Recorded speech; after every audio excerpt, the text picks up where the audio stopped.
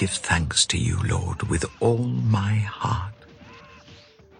I will tell of all your wonderful deeds. I will be glad and rejoice in you. I will sing the praises of your name, O Most High. My enemies turn back. They stumble and perish before you. For you have upheld my right and my cause, sitting enthroned as the righteous judge. You have rebuked the nations and destroyed the wicked. You have blotted out their name forever and ever. Endless ruin has overtaken my enemies. You have uprooted their cities. Even the memory of them has perished. Whoever acknowledges me before others, I will also acknowledge before my Father in heaven. But whoever disowns me before others, I will disown before my Father in heaven. Do not suppose that I have come to bring peace to the earth. I did not come to bring peace, but a sword. For I have come to turn a man against his father, a daughter against her mother, a daughter-in-law against her mother-in-law. A man's enemies will be the members of his own household. Anyone who loves their father or mother more than me is not worthy of me. Anyone who loves their son or daughter more than me is not worthy of me. Whoever does not take up their cross and follow me is not worthy of me. Whoever finds their life will lose it, and whoever loses their life for my sake will find it. Anyone who welcomes you welcomes me, and anyone who welcomes me welcomes the one who sent me. Whoever welcomes a prophet as a prophet will receive a prophet's reward, and whoever welcomes a righteous person as a righteous person will receive a righteous person's reward. And if anyone gives even a cup of cold water to one of these little ones who is my disciple, truly I tell you, that person will certainly not lose their reward. Matthew chapter 11. After Jesus had finished instructing his 12 disciples, he went on from there to teach and preach in the towns of Galilee. When John, who was in prison, heard about the deeds of the Messiah, he sent his disciples to ask him, "Are you the one who is to come, or should we expect someone else?" Jesus replied, "Go back and report to John what you hear and see. The blind receive sight, the lame walk, those who have leprosy are cleansed, the deaf hear, the dead are raised, and the good news is proclaimed to the poor. Blessed is anyone who does not stumble on account of me." As John's disciples were leaving, Jesus began to speak to the crowd about John. "What did you go out into the wilderness to see? A reed swayed by the wind? If not, what did you go out to see? A man dressed in fine clothes? No, those who wear fine clothes are in kings' palaces. Then what did you go out to see? A prophet? Yes, I tell you, and more than a prophet. This is the one about whom it is written, 'I will send my messenger ahead of you, who will prepare your way before you.' Truly I tell you, among those born of women, there has not risen anyone greater than John the Baptist. Yet whoever is least in the kingdom of heaven is greater than he. From the days of John the Baptist until now, the kingdom of heaven has been subjected to violence, and violent people have been raiding it. For all the prophets and the law prophesied until John. And if you are willing to accept it, he is the Elijah who was to come. Whoever has ears, let them hear." When Isaac was old and his eyes were so weak that he could no longer see, he called for Esau, his older son, and said to him, "My son." "Here I am," he answered. Isaac said, "I am now an old man and don't know the day of my death. Now then, get your equipment, your quiver and bow, and go out to the open country to hunt some wild game for me. Prepare me the kind of tasty food I like, and bring it to me to eat, so that I may give you my blessing before I die." Now Rebekah was listening as Isaac spoke to his son Esau. When Esau left for the open country to hunt game and bring it back, Rebekah said to her son Jacob, "Look, I overheard your father say to your brother Esau, 'Bring me some game and prepare me some tasty food to eat, so that I may give you my blessing in the presence of the Lord before I die.' Now, my son, listen carefully and do what I tell you. Go out to the flock and bring me 2 choice young goats, so I can prepare some tasty food for your father, just the way he likes it. Then take it to your father to eat, so that he may give you his blessing before he dies." Jacob said to Rebekah his mother, "But my brother Esau is a hairy man, while I have smooth skin. What if my father touches me? I would appear to be tricking him, and would bring down a curse on myself rather than a blessing." His mother said to him, "My son, let the curse fall on me. Just do what I say. Go and get them for me." So he went and got them and brought them to his mother, and she prepared some tasty food, just the way his father liked it. Then Rebekah took the best clothes of Esau, her older son, which she had in the house, and put them on her younger son Jacob. She also covered his hands and the smooth part of his neck with the goat skins.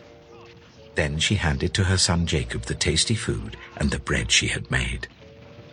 He went to his father and said, "My father?" "Yes, my son," he answered. "Who is it?"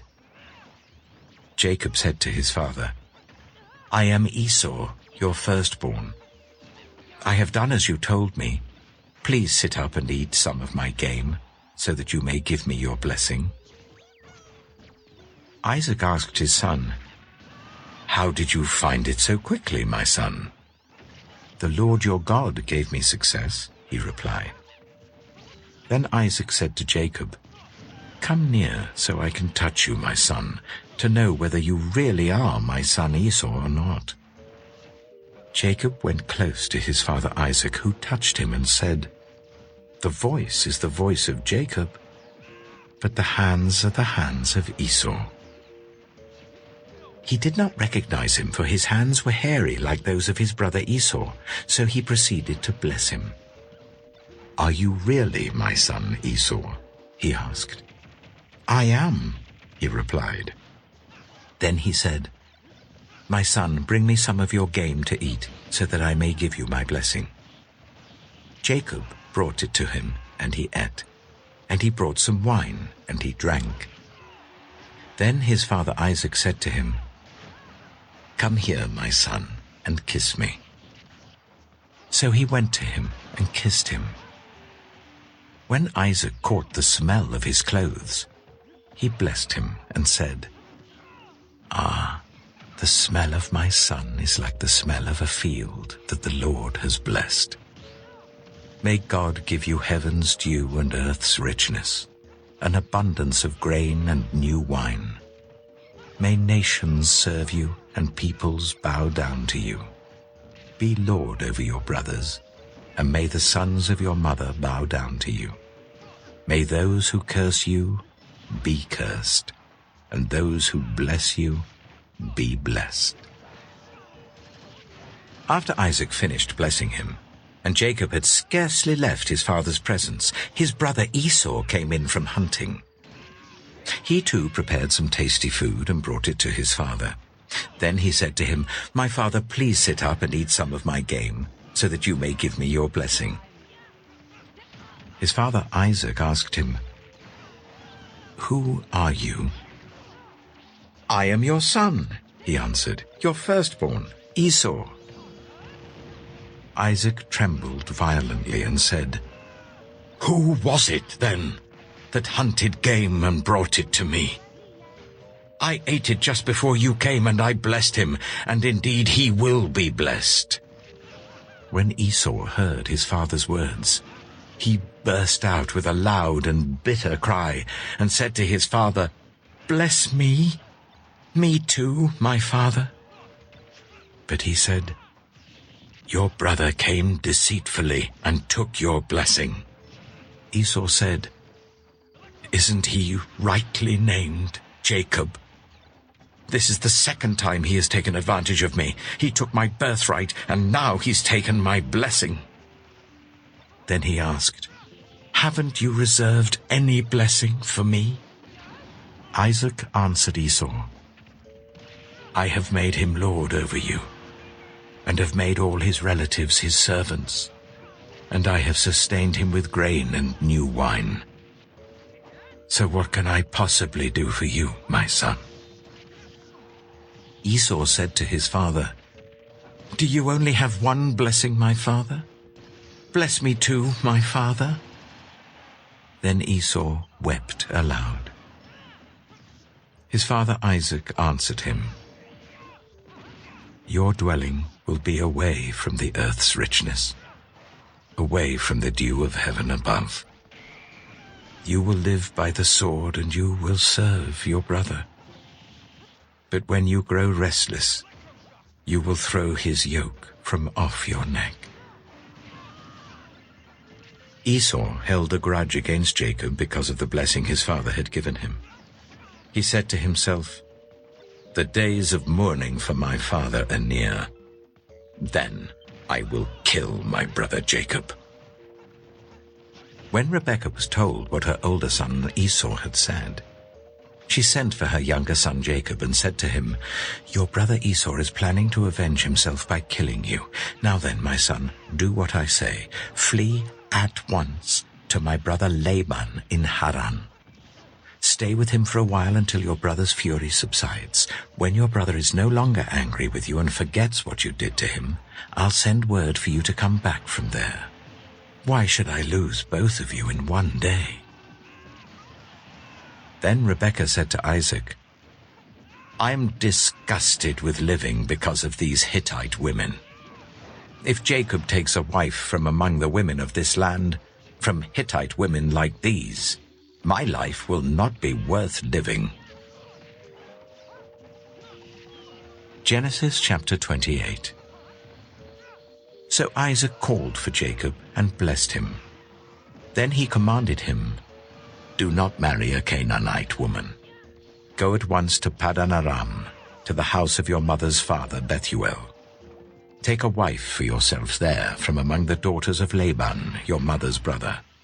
May God Almighty bless you and make you fruitful and increase your numbers, until you become a community of peoples.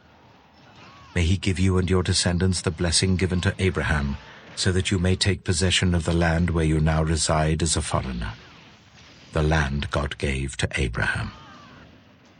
Then Isaac sent Jacob on his way, and he went to Paddan Aram, to Laban son of Bethuel the Aramean, the brother of Rebekah, who was the mother of Jacob and Esau. Now Esau learned that Isaac had blessed Jacob and had sent him to Paddan Aram to take a wife from there, and that when he blessed him he commanded him, "Do not marry a Canaanite woman," and that Jacob had obeyed his father and mother and had gone to Paddan Aram. Esau then realized how displeasing the Canaanite women were to his father Isaac. So he went to Ishmael and married Mahalath, the sister of Nebaioth, and daughter of Ishmael, son of Abraham, in addition to the wives he already had. Jacob left Beersheba and set out for Haran. When he reached a certain place, he stopped for the night because the sun had set. Taking one of the stones there, he put it under his head and lay down to sleep.